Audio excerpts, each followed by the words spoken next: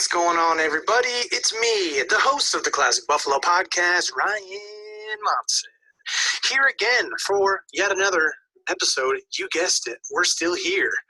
Today is Book 55, where we interview someone named Abby Fox, who talks a lot about the collision of music, dance, fitness, and conspiracy theories as well. You'll learn about that at the end. But it's another jam-packed, awesome episode, and I hope you enjoy it. Here we go.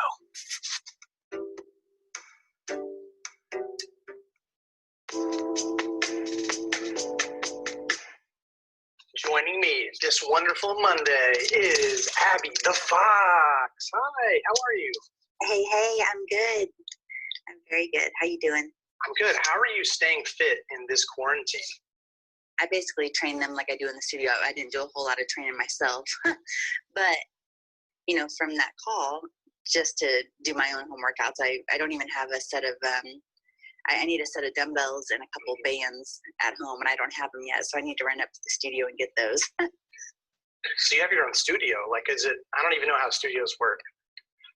Yeah, so it's a private studio designed for one-on-one training. A smaller private gym versus the big gyms.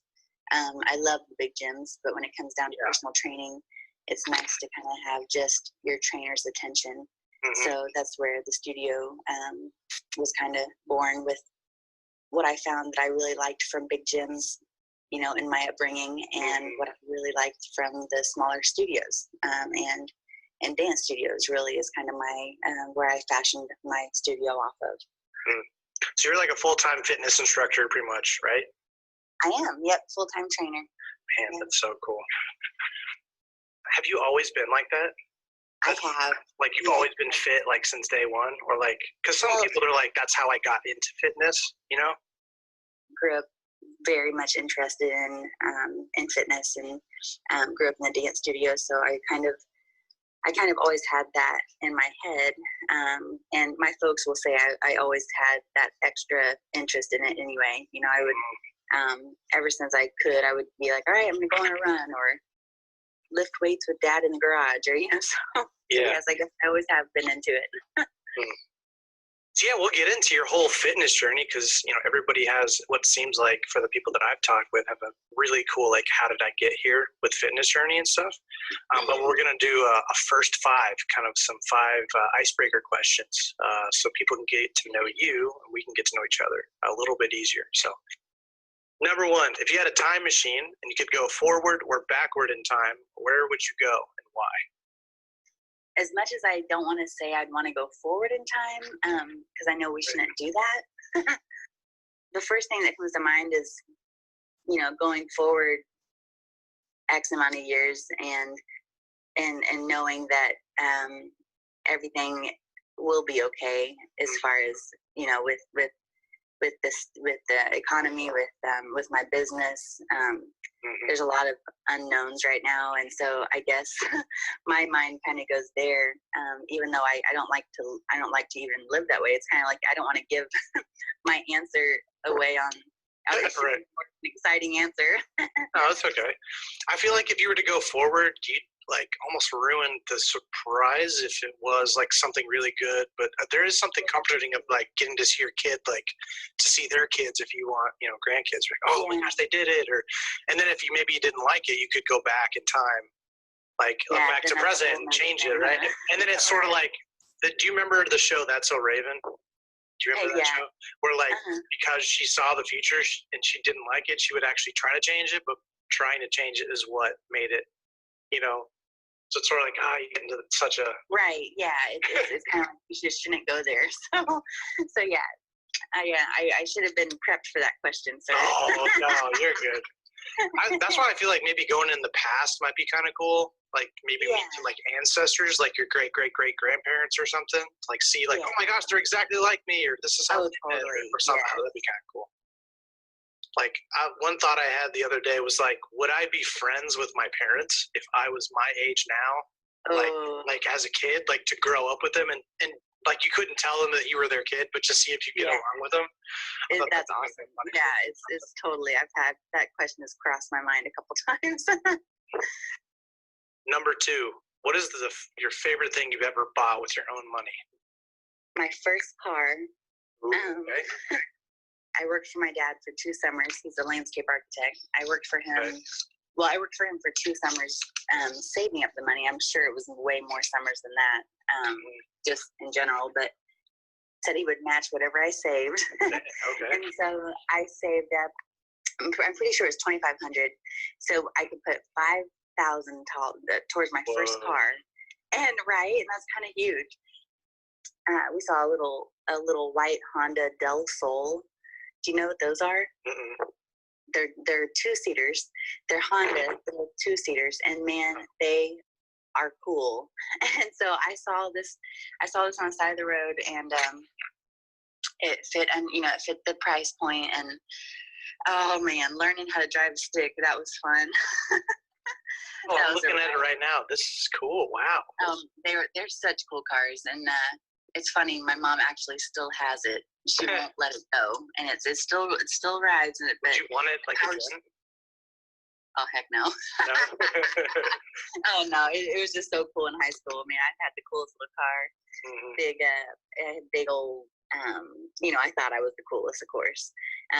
Big old 18 spoke rims on it, and speakers. And just my best girlfriend had a red one, so we really thought we were cool. Number 3, if you could go to dinner with anyone, who would you go with? And I'll let you pick 2 if you want. My first answer that just kind of is just flying out of my head right now is probably Sade, the singer. I saw her in concert a few years back, and man, it was the most. It's a hard one. I'd say probably Sade. I was gonna say either Sade or Erykah Badu.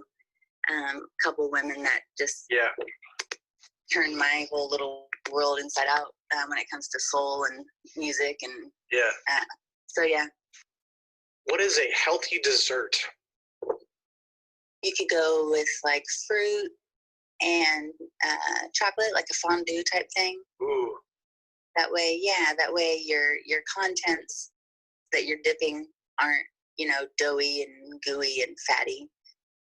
Yes, some people would say, oh, you're not supposed to, pair fruit with other food, and that's a whole nother topic. But really, if we're not talking about food pairings, then that's too deep into it. But if we're not talking about that, then I would say probably like a fruit and fondue type thing. You heard it here, folks. Fondue is a weight loss option. Yep, it's the secret. I think popcorn sometimes is okay. If you don't get like the theater popcorn, butter and all that, but that's a nice little light. But I wouldn't call that dessert. But so final answer: fondue and fruit. Number 5, the last one. Would you rather be 4'5" or 7'7"? I guess as a female, I'm gonna have to go with 4'5". You don't want to be a 7'7" female. You could play WNBA. You could be like. Wow, that's just frightening. Yeah, it's pretty tall. Yeah, that's tall. I mean, I would like to be taller. Right. My sister's like almost. She's like, I always say she's 6 foot, but she's probably like 5'10", 5'11". That'd be nice, but right. Well, you made it through the first round of the first 5. Cool. Yeah. All right, so let's go timeline. Day 1, you've emerged out of the womb. Where are you at?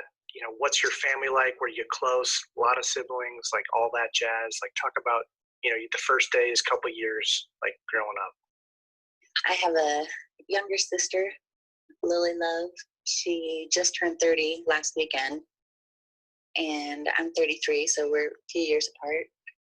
My dad was and is a blues singer, and we always had music. Oh yeah, it's so cool. My dad, like Doug Spencer and the Blues Angels, always had the Blues Angels playing. I remember, between him and my mom both, my mom just raised us on Motown, raised us in the black church. We just always had so much music around us constantly. I would lay in my bed at night and just be at peace when when the jam band was practicing. When usually it's like, man, it's gonna keep the babies up. No, like that was so comforting to have this loud bass, flowing up through my body. I'm like, yeah, that's home. So I would say my sister and I both just have had that in us, from day one. Just Where were you born? Born here in Indy. Oh, okay. I was gonna think like New Orleans, like somewhere like that's kind of surprising. Yeah, a little more soulful, right? But no, yeah, I'm just born here.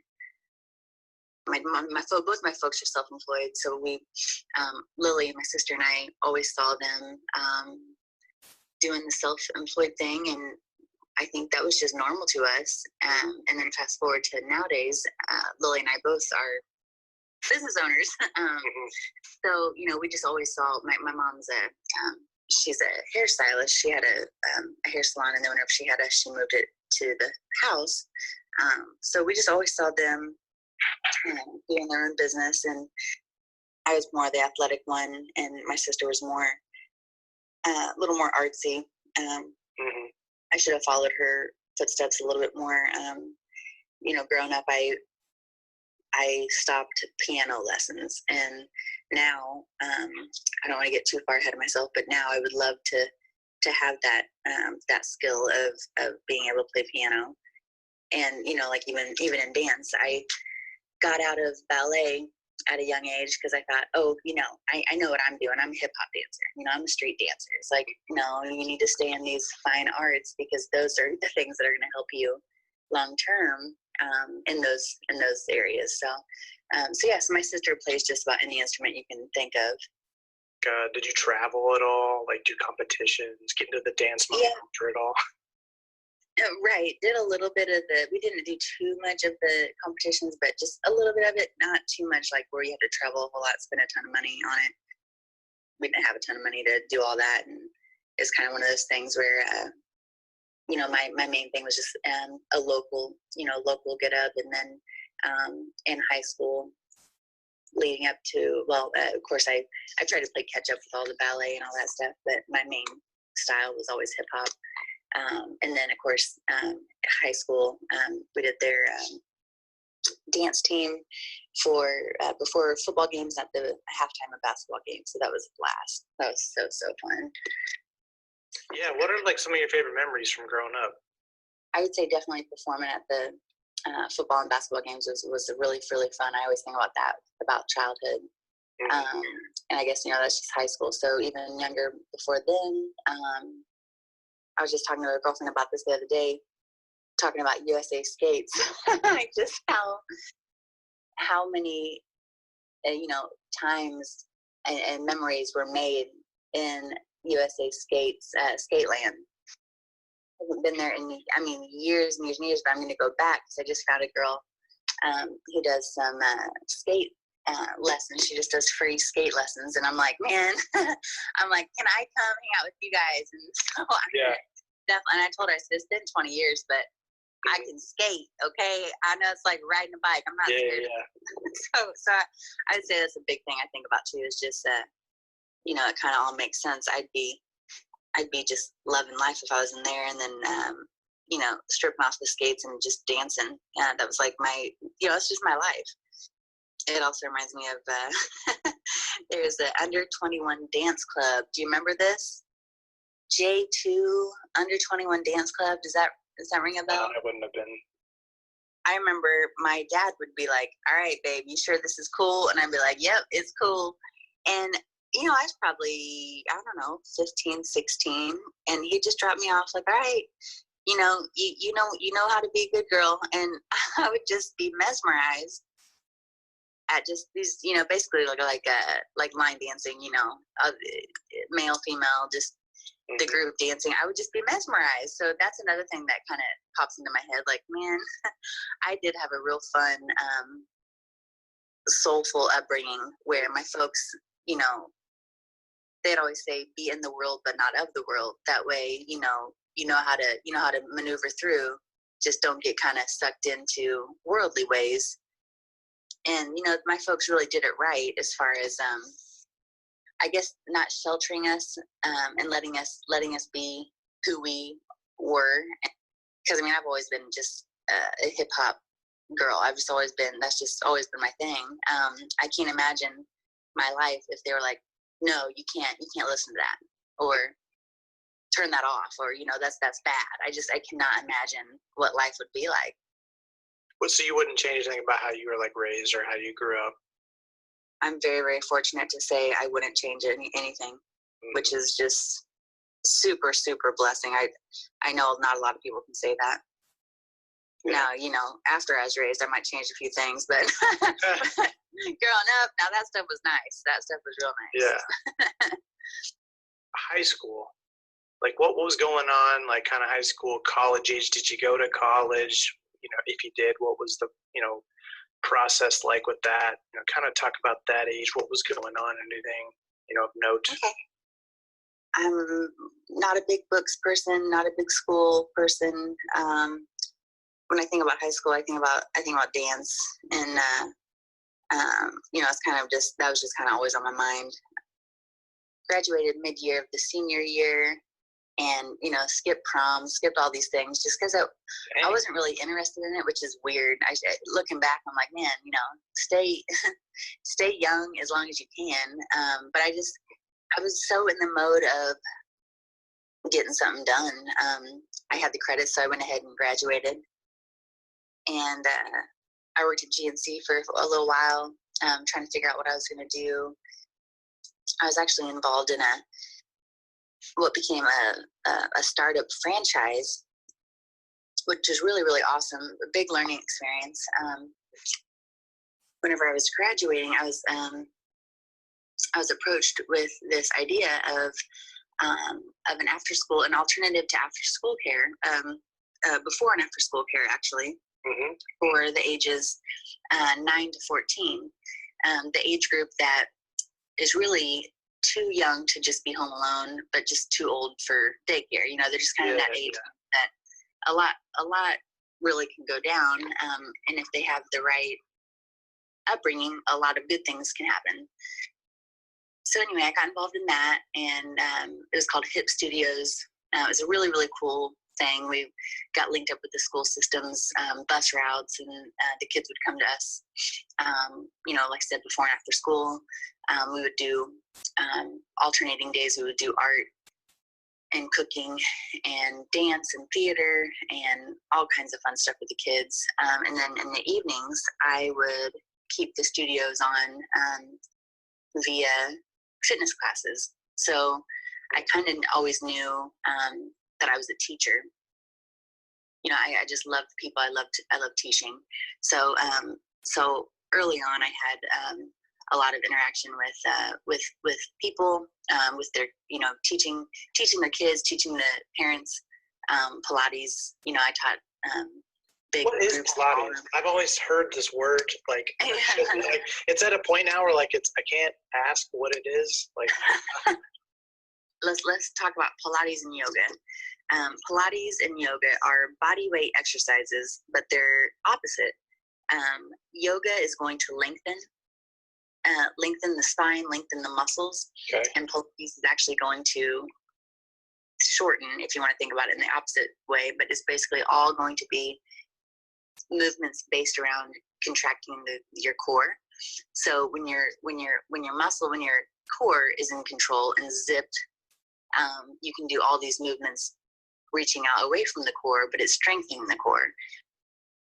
In yoga, you have more of the flexibility and stretching through the whole time. So that's why they're different. Is you can think of yoga being more holding stretches, and then with Pilates, it's more of movements all based around core. So you're always contracting and always zipping the abs. I think people put them in the same category a lot, and there's flexibility that comes along with both of them, but one is specifically for flexibility and one is specifically for core. Is it weird that I feel like I'd be the only guy there? Oh no, I think a lot of, like it's not the case, but it's just maybe this. Right. I think a lot of guys. Right. I think a lot of guys think that it's a female thing.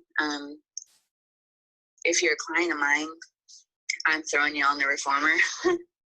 I don't care if you think it's a girl thing or not. And soon after you'll say, oh, okay, it's not a girl thing. If you were to go into any Pilates and yoga studio, you'd probably see that it's a lot more men than you would realize. I went to Bally's pretty soon after I graduated, and that was really such a good time. That was my first gym. I skipped college. Like I said, I was not a big book person at all. Yeah.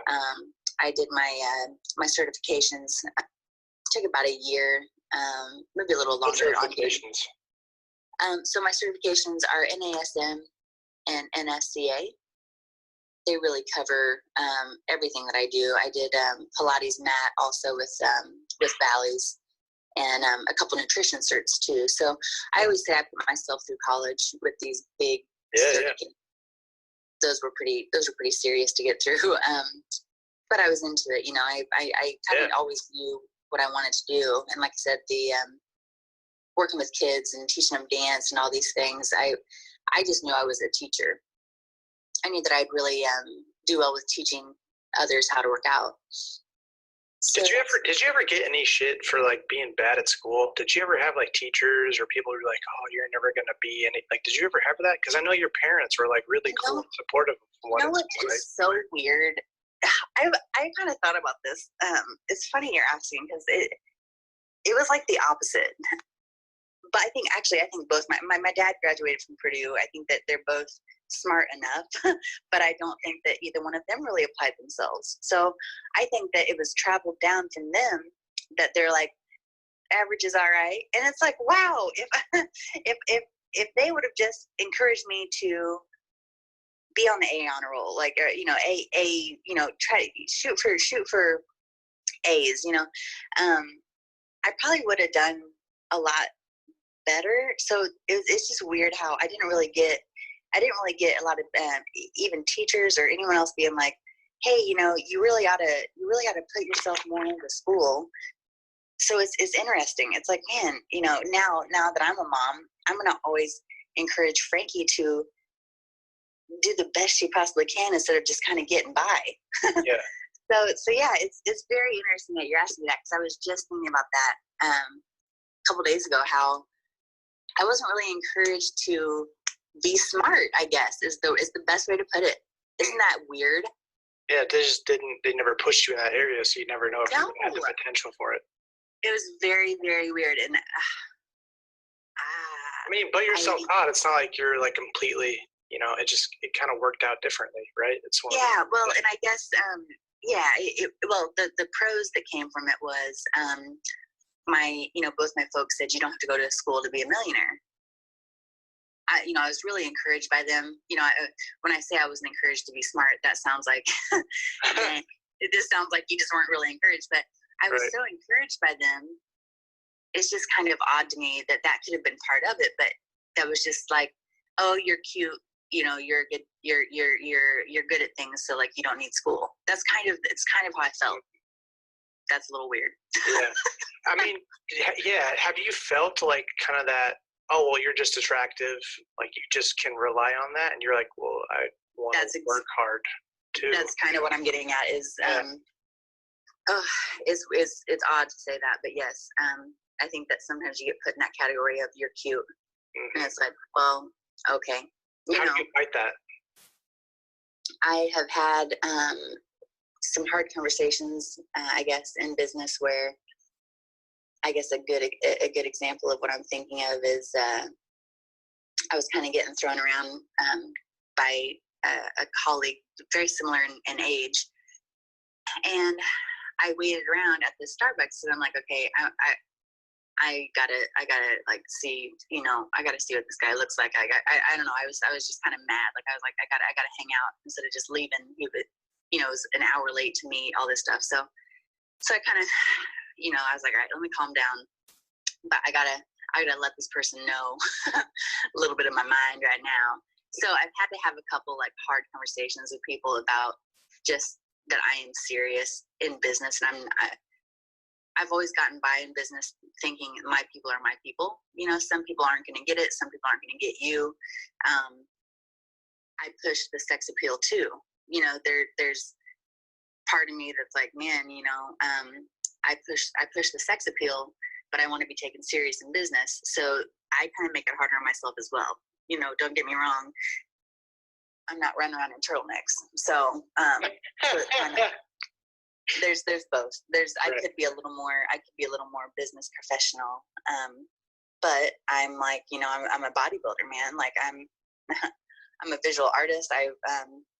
I've always been into body. So that's kind of something I wouldn't say struggle with, but something I look at every day as far as what I'm putting out into the world and how I'm being portrayed and just who I'm attracting, you know, because like I said, it's my people get me, and you know, kind of how I justify my actions are my folks know me. I would put this across all my clients, you know, I put it across their desk. All my, you know, pastors I've been linked up with, you know, so I always think of it like that. Like people who know me, but I have to also be very aware of maybe someone who doesn't know me, who is going to see this fitness trainer. You know, I've heard all kinds of things like, oh, you're the fitness trainer that takes risque pictures. I'm like, what are you talking about? These are not risque. Right. But to some people's eyes, they are. So, you know, I've had to really like kind of scale back and realize, okay, just because I grew up watching, you know, music videos Friday night, when some kids probably just watch TV shows, like my eyes always have been on show business. Mm-hmm. So yeah, so my eye I am kind of a little desensitized when it comes to, you know, show and body and all that stuff. So I know I have something to do with it, and I try to keep it classy in business. Right. I think there's got to be a balance, because it's sort of like, if attractiveness or kind of popularity or whatever, that can be a tool that you use. Like, just because you use it doesn't mean you're not using other tools in your belt. That doesn't mean. Right. And you don't need to be pigeonholed into, oh, you're just the attractive person. It doesn't mean you're not smart. It doesn't mean all that kind of stuff. Yes. Like you're able to use it because it's a tool, but it doesn't have to be your main tool or only tool.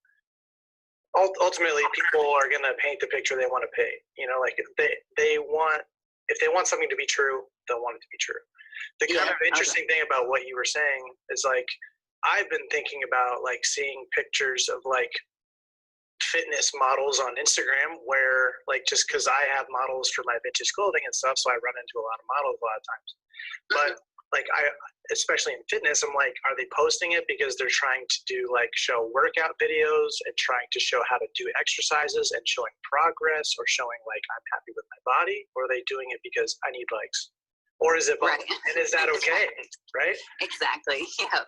Because part of me says it's both, and both are okay, you know? But you know, that also somewhat makes me sad, 'cause I'm like, man, like they don't know how, you know, successful they are, or how attractive they are, or how XYZ.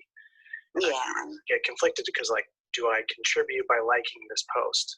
Yeah, exactly. It drives someone like me crazy when you know, the whole Instagram famous people have all these big old pages, and it's like, man, you're not doing a plank right. You have said, like, I cannot handle your form right now is making my back hurt. Like, you know what you need to do? You know how they have those videos of like doctor watches real, like, or like watches TV show?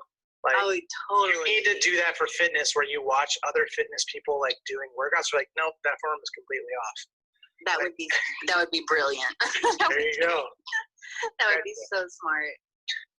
What advice would you give to a woman who's in her 20s, or just trying to get into the fitness industry, like just like yourself?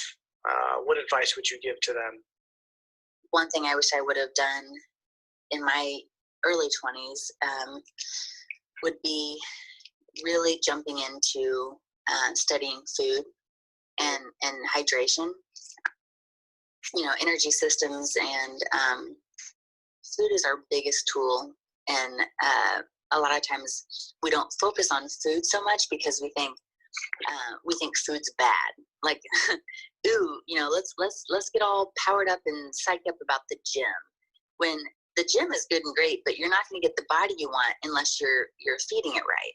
So I think a lot of people get so hung up on, getting all jazzed up over the gym and what kind of workout are you doing and da da da da da. It's like, okay, those things are good and great, but the food you're putting in will determine everything. If you're not hydrated, if you don't have a good digestion, if you're just eating beef jerky and boiled eggs and steak, like, no, you're not going to be built.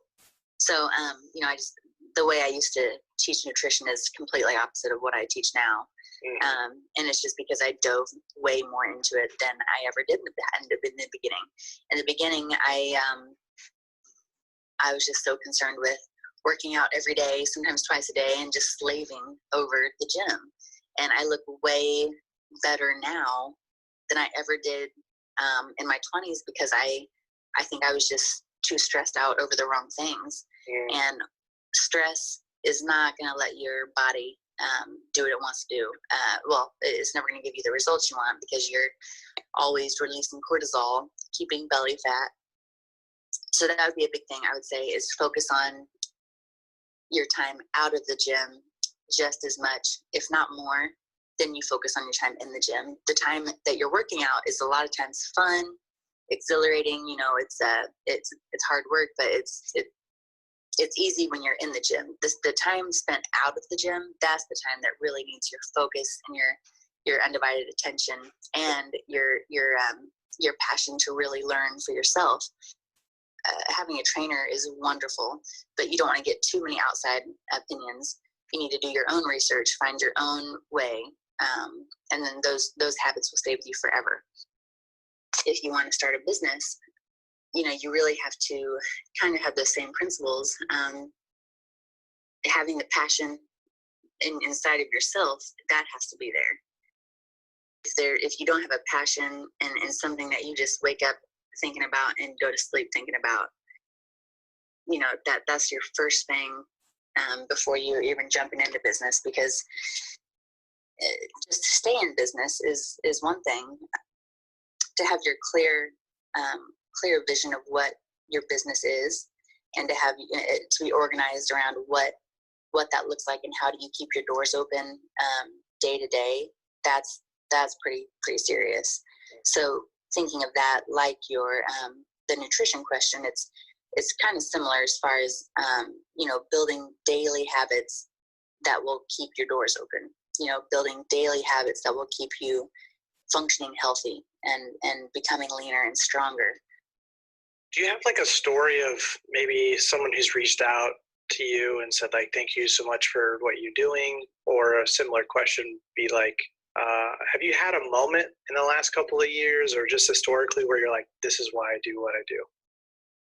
One of my first clients ever at Bally's, I wasn't even certified yet. I was just really getting my feet wet. I did a training giveaway, and so it was like 16 sessions. It was a bunch of sessions, and I did a drawing for it. And so I interviewed, probably 8 or 10 people, just to make sure that they could, they had the time to come in, kind of go over their goals, make sure I like the person, because we're gonna spend a bunch of time together. I was about halfway through these interviews, and Miss Sylvia Reynolds walks in, and I just knew right off the bat that she was my client. We didn't even really talk. I'm like, wow, like I just knew she was it. She's just a riot. So with this client, she said she wanted to quit on me like week 1. Oh my gosh. And we have so many stories. I'll tell you what, she'd be a good one for you to interview. She's a hoot. She is a riot. So with this woman, we had a good old time, and this is my first gym I was ever at. And since then, she has become a trainer herself. So that's awesome. How cool is that? That yes, someone that you kind of bring up under your wings. I actually call her my baby bird, because she came to me and she said, you know what, Ab, I really like what you do, and I think I want to train people. And I just told her, you better believe it, because I said, you have the you love people, and if someone ever comes to me and says, I want to be a trainer. I ask them, do you love people or do you love working out? Because if you just love working out, it's not going to work out. Yeah. So if you love people, okay, let's talk. Let's do it. But if you just love working out, buddy, no, bro. so Sylvia, that's a wonderful story there. She pops in my head when you say, has anything happened over the last few years? And I'd say that's a big one where I just see her shining. She's got a kind of similar get up that I have. She's more of a private. She has like personal training groups versus one-on-one. It's so cool to see her, thriving and inspiring others too. Did you get like training on how to build up like your customer base, or like did you just have to kind of figure that out? Oh yeah, that's the hardest thing with training. Since I was with Bally's, I was with them for almost 2 years, and I was with Lifestyle Family Fitness for just a little over 2. And those times, there's a little bit of training in their curriculums about, getting clients, keeping clients, all that. So really, I think I learned most of my closing techniques with them. And really, it's the best advice for all that is the more you are in people's face doing your thing, the more they trust that you know what you're doing. I have to be out here and I have to be fit. So the more you're out here and the more you're fit, the more people go, ooh, okay, I want to hire that person. And so, and then as far as retaining them, I tell my clients all the time that I want them to want me, not need me. I never want anyone to feel like, oh, I got to go back and see her because what's the next workout? No, I want people to learn. I always say I want to create a little mini trainer in their own mind too. I don't want them to ever feel like they need me. I just want them to feel like they want me, that they want to be around me, that they always learn something. And so I think that's how you retain clients, is when you're fully all-inclusive, teaching them everything you got versus, I'm going to hold off on that. I'm going to teach them that next time. Like, no. Make sure they know that you care and obviously are interested. Then the more they're going to be coming back to you. So where do you want to go? Like, let's talk future plans / what you're doing right now. So I'm in an interesting time because I feel like I will always be a fitness trainer. Always. I can't ever let that go. Right. But going back to my first, my first love, my first passion is dance. So I actually, over the last couple of years, I have been practicing and learning how to DJ. Whoa. Yes. So I'll tell you how that kind of came about. I, like I said, grew up very, very musical. I always thought I would be involved with a musical artist as their backup dancer, not the actual artists themselves. I was going to prep for a gig that was going to be at the Murat with an artist, Andrew Young. Do you know Andrew Young? He's a R&B artist. Sounds so familiar. Yeah, you probably recognize him if you saw him. He's been doing it forever and ever, and he's the man. So he, I did a one-man audition for him in the studio, and after it, he's like, "All right, you got the gig. Like, yes, good, great. Now he's like, I just have to ask you, do you sing? Do you rap? Like, what's going on here? Because you look like the artist. I want to put a microphone in your hand." So I said, "Well, thank you so much. That's really cool." Like, I just kind of took it as a compliment. And every time I would see him, he would just be like, you just need one song, just one hit. He just would be so encouraging, just saying, "Man, I just think you need to be in the music industry." And I'm like, okay, like, I'm a dancer. Thanks, man. I just would take it as such a compliment and just kind of keep it moving. I'm like, I sing and rap all over the place, but not not professionally. I'm not going to claim I do it, I was at a concert. So this was around, let's say the end of December. I was at Banker's Life with a client watching like a throwback show, like Backstreet Boys and Zedd and Chainsmokers. So I'm just thinking about dancing on a stage that big someday. I'm just, I'm such a visualize, like I'm just picturing all this stuff.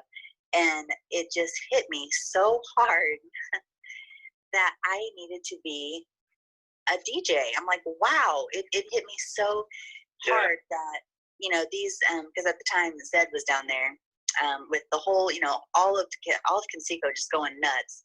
Light show, and it's like, what? I mean, he didn't lift a hand. He didn't say a peep in the microphone. I'm like, hold on here. So first my mind was like, I should be a DJ's dancer. And of course I'm thinking of Major Lazer, and I'm thinking of just who I'd want to be linked up with. And then I'm like, no, wow, you're going to have your own dancers. And it just made me realize you have always been, your whole life, you've always been organizing music, choreography, and presenting it to your friends. Like, you've always been a DJ. Now go learn how to do those boards, So that's kind of where I'm at, is bringing my life passions together, because I've always been a dancer and a fitness person.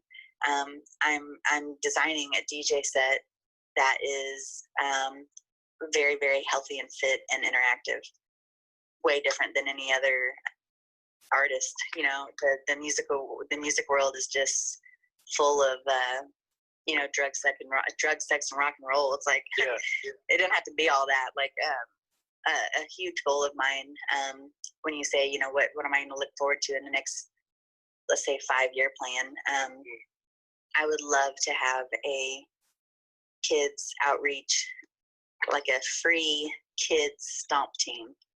I just think that would be so cool to say, okay, guys, bring whatever you got to make racket. We're gonna make some noise. We're gonna dance. We're gonna stomp. We're gonna do all this stuff.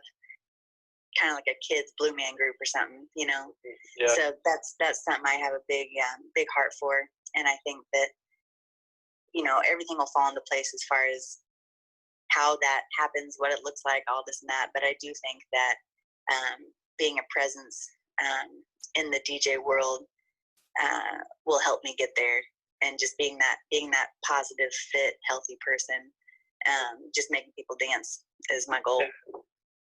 How has mental health kind of played a role in your life? When have you ever personally struggled with anxiety, depression, or anything else like that, or know people who have? Ignorance is bliss. A lot of times you just think, my parents are wonderful, and my little life is great, and da da da da da. I've definitely kind of had to dive into that, more in the last 5 years, probably just because of my age. I think growing up, you just kind of think everything's all good and great, or it's just normal, without knowing that normal is really actually jacked up. Over the last probably 5 years, I've really woke up to what's important about truly being healthy, giving yourself time to really process and not live at such a fast pace. It's like this world is so fast that my dad just sent me this thing a couple of days ago about a devotion he's reading. It's like our society wants us to function at this like just super high frequency speed, and that's not how our souls are designed. Like, we're not supposed to. We're not robots, We're supposed to slow down and take time on things. So I think that's probably a big thing that I've realized just getting into my 30s, is that you really don't know anything.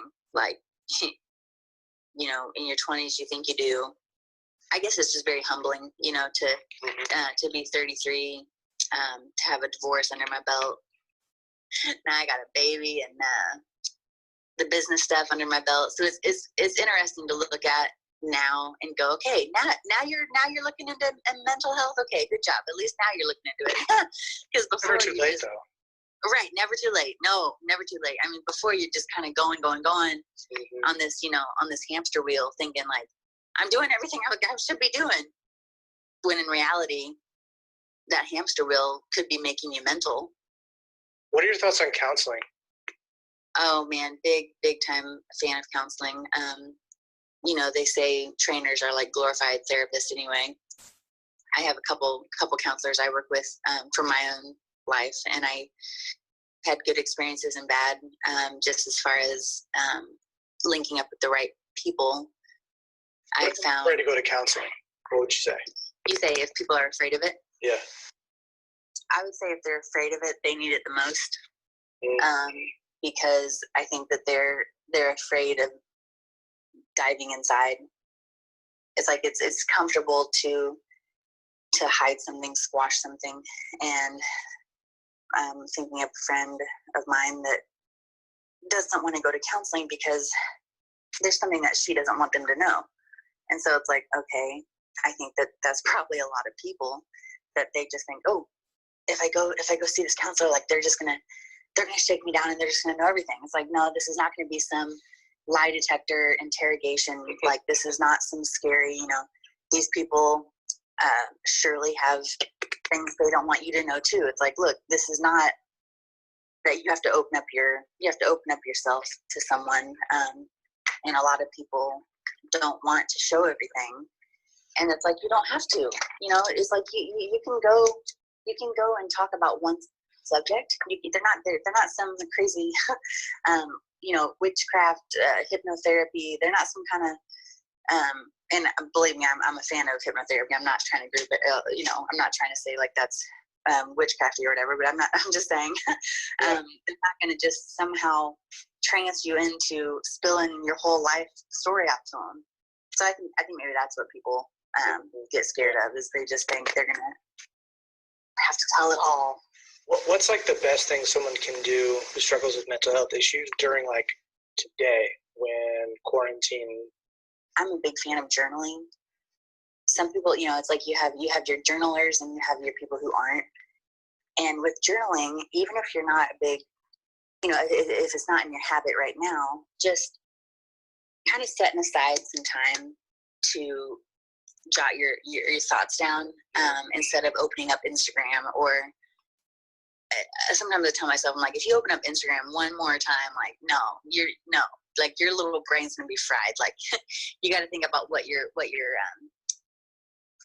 feeding your brain or taking away from it. And if you even just sit with an open pen and pad, like even right now during this interview, I have an open pen and pad and I've just been doodling around. And it's like, man, even just spending 5 to 10 minutes and just putting one word down that you feel, even that much is so much therapy. You can look back at your journals and just see where you've come. A lot of times I'll kind of talk about what's going on, and it might turn into me praying. It might turn into me venting, cussing. I don't know what it's going to turn into, but at least I'm getting it out there, and it's pretty cool because it's just so open. Your journal is for you. It's not on social media posts. It's not on, it's not your business. This is just you, and it doesn't have to be perfect, and no one else is going to see it. So that's what I like about it, is I can just let my hair down and just be as raw as I want to. Right. And the more I am just trying to just be me. Looking back on it, I'm like, wow. Okay, stuff is all right. Stuff is gonna be okay. Or kind of like you hear this saying, remember when you asked for what you have now? It's like, yeah, absolutely. That shit's real. Yeah. Remember when you asked for what you have now? Like, yes. I had a friend tell me to write down 10 things I wanted, 10 things that were me, my things, and then after that, write down 30 of them. Well, on that first page, this was right when I was going through a split up. On that first page, I wrote babies. And this is like, he just was like, you need to write out what you want in life. He's like, nah, it doesn't mean right now. It just means in life. And I wrote babies and loud hip hop music. So both those things are happening right now. So it's just like, wow, okay. I guess I can't deny those two things. It's one of those things that works really well with me, but I don't do it. Mm-hmm. And I think it's just like, it's this, the only way I've been able to describe it is like, that the solution or this treasure chest, which the treasure chest, I guess would be a metaphor for like hope or getting better or change, whatever, something good. But it always feels like if I reach my hand into the bush to go towards the chest and I don't have maybe I forgot the key or whatever, you have to pull it back out.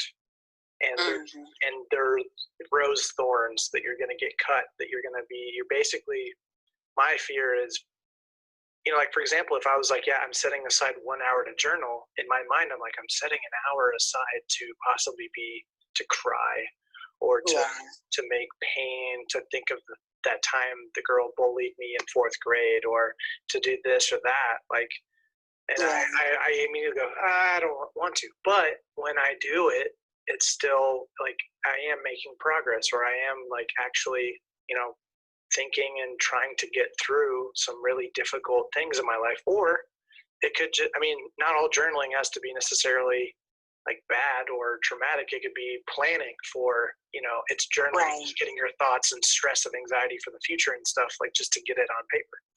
But like even what you're saying with doodling, I do that all the time. It's just like getting your hand to be like, like Nicola got Picasso on the paper. Yep, absolutely. And I think just like you're saying about journaling, I think that's how a lot of people think about therapy. It's just too painful. It's just too. Yeah. They don't want to quite go there because it's so much better to just keep things just covered up. Let's not go there. So, talking to someone who's into fitness and stuff, there's a little more that little bit more of an oomph or a drive that a disciplined fit person would have than maybe someone. Well, in anything, it could be a scholar, someone who has had to put years and years and years into school, anything that takes time, not just a fit person. But I think that having that dedication helps someone know that it'll be worth it long term. But some people don't have that drive and that work ethic to know that, okay, this is going to be a little hard and this is going to be a little painful, but I'm going to be healthier tomorrow for it. So that is something that I do think we should all kind of rise up together and know that some of us are more motivated than others. And if we can encourage that all around us, then we'll just be a healthier place. I think that's the best way to put it is, talking to other trainers, it's like we can only do great and we can only truly be role models because we can't motivate someone. We can only capture them when they're motivated. It's like to try to motivate someone is very, I don't know if it's impossible, but, like that person, you can't just come to me and say, okay, here, I'm paying you for training now, make me wonderful. So it's like, no, they have to be motivated and then hire me. So yeah. Sweet. And let's get into the final 5. Let's close out. Number 1, what is the best piece of advice you've ever been given? If you feel something, then you should always let the person know. Because if not, everyone has their own assumptions that they're making in their head. You don't want to have your whole life go by and you say to someone, well, I love you. It's like, well, if you've never told them that, then they might not know that. So that's something I try to live by, even if it is as simple as daily texting your friend, hey, man, I just don't want to go to lunch today. Just tell them that versus, stressing out, leading up to a couple hours before it, all this stuff, cussing out, cussing driving there. Like, no, tell the person how you're feeling, and you'll take out so much stress in your life. Of course, we're always gonna have regrets, but I would say even in my marriage, that I wish I would have just spoke up more to avoid down the road instead of just assuming.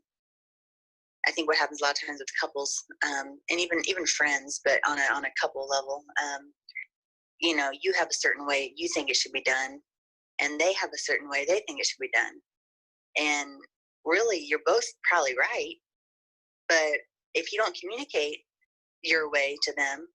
They're just over there thinking you're either a dummy, or you're either not caring about them, or you're not. They're assuming that you don't have them as a priority. When it's like, no, I just want to do it my way. So I think communication can save, obviously save marriages, save friendships, save lives, really, when it comes down to it. When it comes down to big decisions, and like I said, even small decisions, even going to lunch. Don't play games with small decisions, and then you won't play games with big decisions. What is the conspiracy theory that you actually believe in? Oh, the one? Yeah. I believe in a few, baby. It's such an interesting question that you're asking right now because of this whole coronavirus going on. I think that, yes, it's real. There's a real sickness. But why are all these high-end power people stepping down from their positions right now?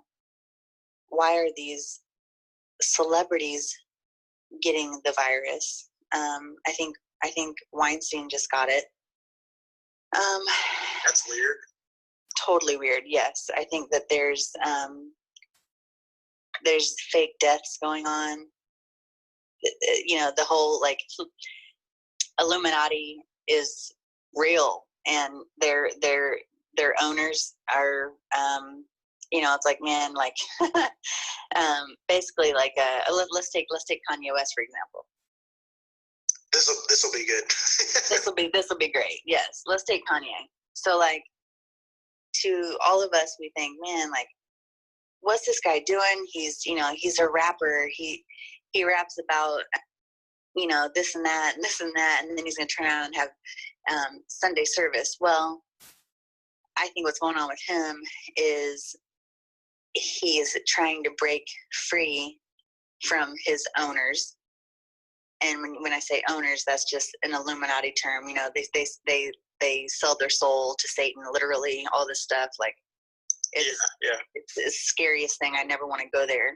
And, you know, I'm like over here talking about I want to jump in the music industry, but I'm like, man, I'll stay in indie my whole life. Like, if I don't have to, you know, there's all kinds of things that you can be. Like I said, you can be in the world, but not of the world. Okay, you don't have to sell your soul to be successful, but a lot of people think that you do.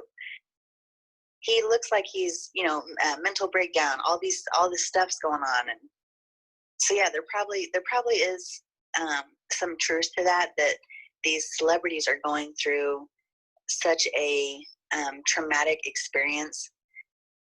They're in a way brainwashed, and they're brought into this whole system of they literally are owned. And so it's kind of odd to think about these celebrities that we idolize. They're in prison. Like, I've actually watched a few things over this weekend on it, and anything that I've seen is like, you know what, you know, with this Corona stuff, yeah, we might have a new world, because guess what? The one we're in is kind of jacked up. So there's a lot of hope and positivity going on with this, instead of just, oh my gosh, we have such corruption. You know, the elites and at the top, they're so corrupt. That's probably true. They're being found out, and they're actually being indicted. So I believe in some conspiracies for sure. Number 3, what's your favorite part about yourself? Probably dance. Yeah, probably my just rhythm. Why? I think it'd be real boring without it. Music is so part of my being that if I didn't have my music, like, I guess it just feeds so much into my personality and my energy.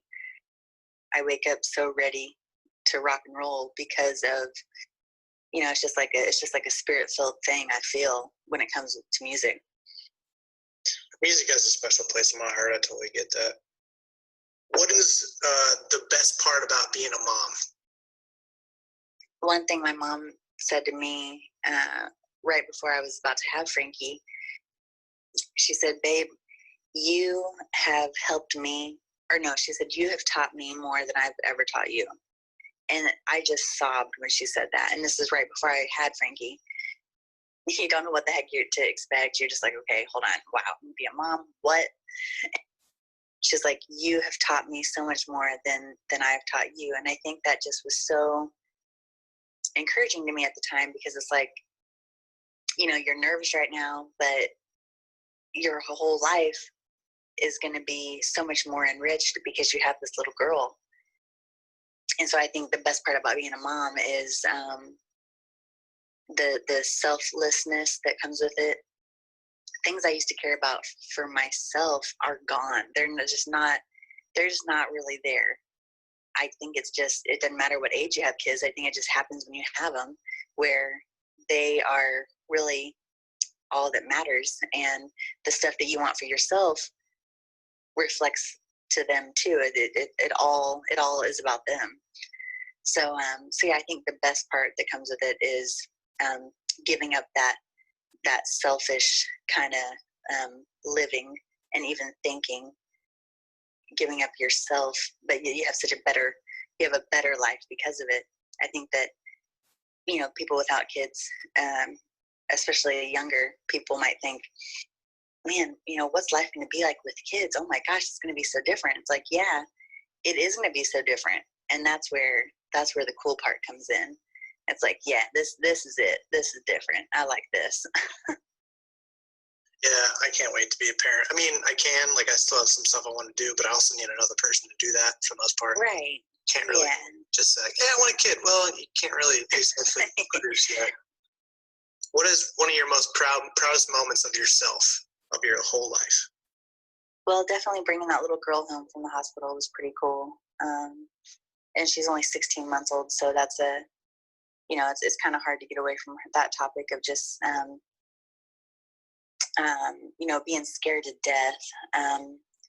I actually, side note on this, I divorced. I left my husband and went and got pregnant with someone else. So I always thank God it was not with him. But just that whole situation was like, wait, this isn't how we're supposed to happen. Like, you're supposed to have a baby with a husband. Like, you know, it's just kind of one of those things where you're just so unsure of what the heck you're doing anyway. I had a lot of uncertainty, but just I guess bringing her home, and being so sure about her dad felt so amazing. When, you know, the devil would try to get me down and say, you're not married, and you know, how do you know he's going to be a good dad, and how do you know he's going to do this and that?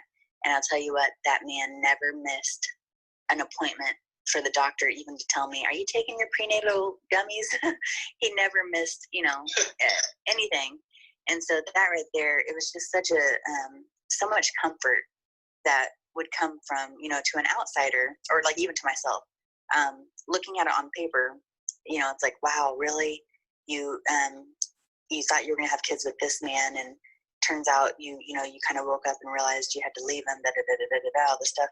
To the outside world, it's like, man, you need to not look at, you know, don't basically have faith, because what you think is supposed to be the way might not be, you know, it might not be the picture that really God has in store for you. It's not what you think is picture perfect isn't always. So I would say proud moment there would just be the maturity that came with knowing that God really does have a plan, and that your plans don't mean anything. That you, like I said, we don't know anything. We don't. We can act like we do, but yes, right. Oh my gosh, we sure can. And then to make it on a lighter note, I actually wrote a book. I wrote a book I'm like, let's bring this up into a lighter note. So I wrote a book for the Idiot's Guides. They actually called me. No way, that's cool. Yeah, it's super cool. So I'm an Amazon published author. So you can look up The Idiot's Guide to Weight Training by Abby Fox, and that's me. it was pretty cool. They called, this was, let's see. It came out in spring. I think it was like March, April or May of 14. So when they called, I thought they were just looking for a fitness model, which would have been just as cool. And they were like, well, we actually, their headquarters are in London, but they have some representatives here at Pearson's Publishing in West Carmel. So they said, hey, we're looking for, they said we're going to test 5 trainers, and we're going to actually pick our author out of 5 trainers.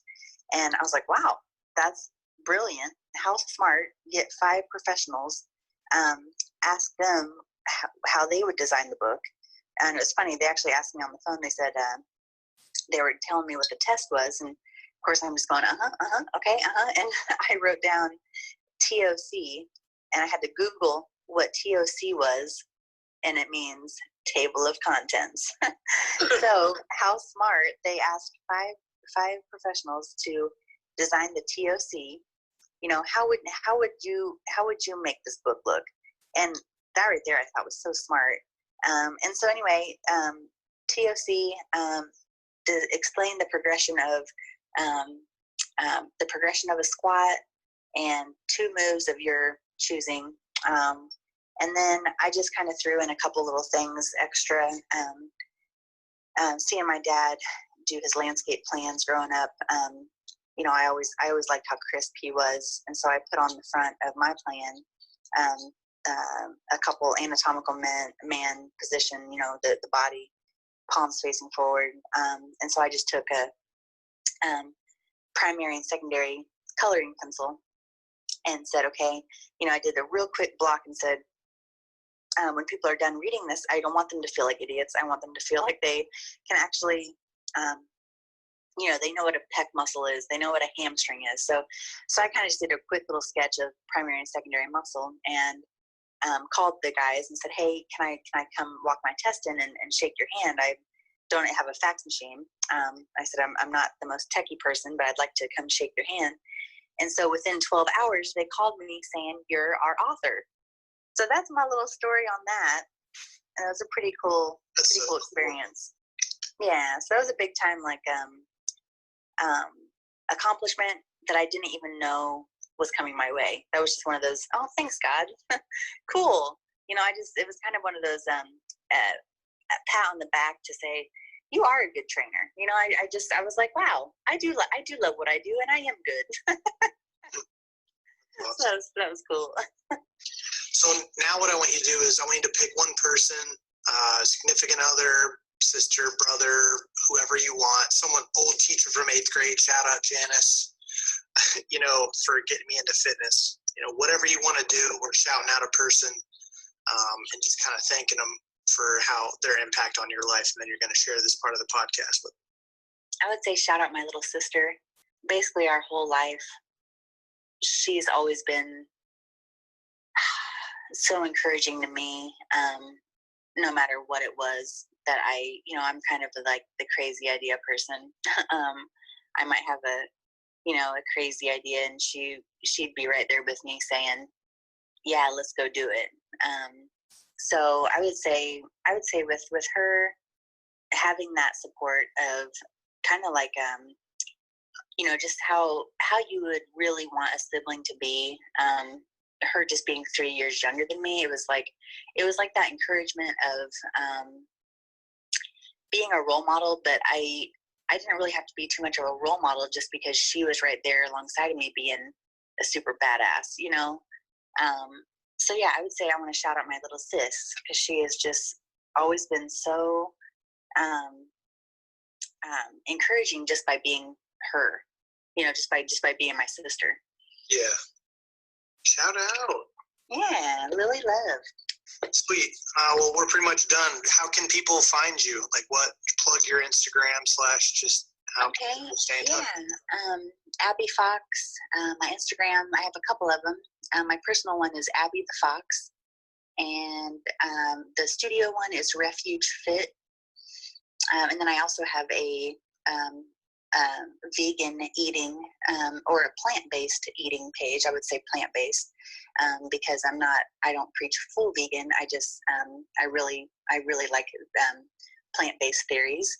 So, and that is Efficient Kitchen _ Abby Fox. So I have three Instagrams. I would say the more educational ones would be the Efficient Kitchen Abby Fox, and then my personal one. You'll see over the next probably 6 to 12 months, you'll see it becoming a little more music based. And during this transition time, I don't want to ever get away from, Abby Fox, the trainer. When I get into music, that will always be so heavily influenced there.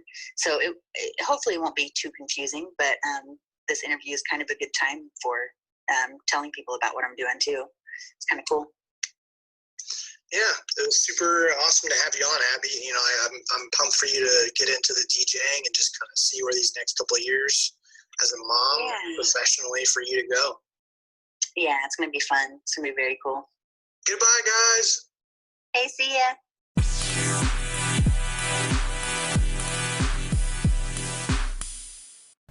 Hey everybody, this is Ryan from the Classic Buffalo Podcast. Wanted to take a second to talk about Anchor, how I'm actually making this podcast happen. Super happy that I'm partnering with them. So, Anchor is actually the easiest way to make a podcast. I've done my research. This is basically the best way. I promise. It's going to give you everything you need in one place for free, which is the best part. It's going to have tools, so you don't really need a fancy schmancy recording guy. Anchor's going to be helping you out there, and then they're going to distribute the podcast everywhere to Spotify, Apple Podcasts, Google, everything. And then you can also make money with basically no minimum listenership, which is kind of rare. So hop on Anchor as soon as you can. Thanks.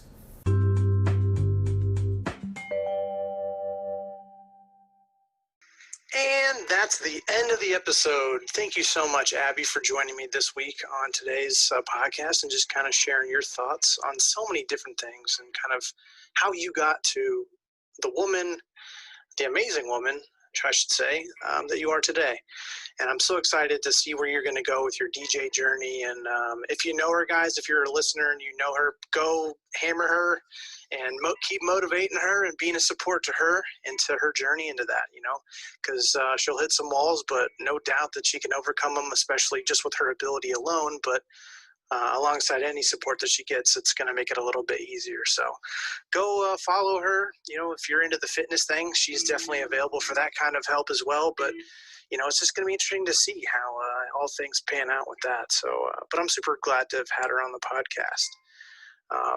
A couple comments that I had just to kind of round things out. So, number one thought I had was while reading a book recently called How to Win Friends and, oh my gosh, Influence People. I think that's Dale Carnegie. That's the name of the book I'm reading right now. But talks about how you will always meet somebody who is better than you at something that's always superior to you in some fashion or form. Someone is always going to be better than you at something. And I pose that question because, I think listening to this episode makes me want to take a step back and analyze what are my strengths. For Abby being both fit and the entrepreneur, passionate about music, attractive, someone who's smart, someone who is organized, someone who's creative, all of these different things. And you heard it today's episode, how many different hands and different pots she had. My request to you, the listener, is take almost like a strengths finder test. What are your advantages? What can you bring to the table? What are you passionate about? What are you good at? Are you a really good writer? Are you a really good speaker? Are you good with people? Do you love fitness? What is your passions? What are you good at? I would ask that kind of you take some time this week, because Lord knows we have a little bit more nowadays, and kind of jot down, what do you like to do and what are you good at? What would somebody come to you and ask for your advice on? And it doesn't mean you have to be the ultimate Albert Einstein of said subject. You know, can you use your looks? Can you use your technology? Can you use your writing? Can you use your voice? You know, can you use your style, the way you work with people? There's so many different strengths out there. And that was just something that stood out to me is after reading this book and listening to this podcast back and just hearing about strengths. I would just wish that you guys would be able this week to kind of analyze that, or at least just maybe even ask a friend. Say, hey, what would you come to me advice for? Or what do you think I'm really good at? Or if maybe you're struggling with trying to find a career. Hey, what did you maybe like ask your parents or like people that you're close with? Like, hey, what do you think I would be really good at? Or what did you envision growing up that I would end up turning out to be? And that might give you some hints and some direction going forward. You know, in a couple of episodes, especially like just the idea of challenging to what your potential is, you know, people who are in a leadership role, whether it was your parents or maybe your bosses, or like, there was a certain expectations. And sometimes if we kind of go unchecked, we never get to see, is there more? Can I do more? That was another thought I had was, you know, sometimes when people who are in charge, parents, teachers, employers, when they have a set amount of expectations and you can meet it very easily, you never know, you could completely explode and go beyond those expectations just because you've never really been tested before. That'd be another prompt for you. Is there something that you could give a little bit more? Is there something you could do a little bit, dedicate more time to? I don't know how you would get more effort or whatever, but, you know, is there something that you could do better at? And maybe there's just a whole new world of potential waiting. You know, that would just kind of be something to think about this week. Once again, reflecting back on my own life, just another week of when will this be over? You know, I've been able to Skype and I've been able to talk with you guys and get interviews, which has been awesome. So thank you so much. If you would like to be on the podcast, by the way, let me plug that now. Please feel free to reach out to me over Instagram, or if you know me, text me, whatever. We'll hop on for an hour and a half, or however long it takes, you know, and we'll just kind of hang out and talk about what you're passionate about. What are you trying to do? It always helps to kind of talk about how you're surviving in this climate because it's unprecedented, you know. A lot of people don't know what to do, and it'd be interesting for you to even just share what's working with you and what's not in the coronavirus situation. All we can do is just continue to reach out to people, continue to spend time. You know, for me, it's video games a little bit, it's FaceTiming, it's taking walks, it's, you know, working on projects like this and, you know, writing a book or things like that. Trying to spin it as much as a positive as you can. Be smart and do your research when it comes to media, you know. It's both longer and shorter than you think, I'm sure, you know, and however long this thing will last. And, you know, it won't be like this forever. You know, nothing is forever, which is something I'm adopting recently, you know, to help me get through. Because, you know, there's people I want to see now and I can't see them. And that's frustrating. You know, I just was thinking about this. I don't think I've hugged anyone in a whole month. And for someone whose love language is physical touch, that sucks. And I don't know what to do about that. Maybe I should just start hugging my pillows over here on my house. But that sucks. You know, I can't hug my dad or my mom, like, especially, like, I can't just go over and just, you know, snuggle up with my parents. I can't do that, or a girlfriend. I can't really do that. It's not like the smart thing to do right now. You know, I guess I supposedly could, and depending on your political beliefs and all kinds of different things, you know, some decisions may seem crazy and some decisions may seem, oh, that it doesn't matter, you can do that, whatever, you know, oh, that's fine, you can do that. Whereas the other side would be like, what are you doing? That's, you know, so do your best in preventing this from being forever. It's not going to be, but do your part. Keep pushing Skype and FaceTime as much as you can, or talk on the phone. And yeah, dedicate some time to learn more about yourself this week. And we'll be back again next week for another wonderful episode of the Classic Buffalo Podcast, the podcast that aims to end I don't know what we're trying to end. We're basically trying to make people feel less alone and give tips and tricks to you guys out there, both supporters and people who are going through the shit. So, yeah, that's all I got for today's episode. Until next time, bye.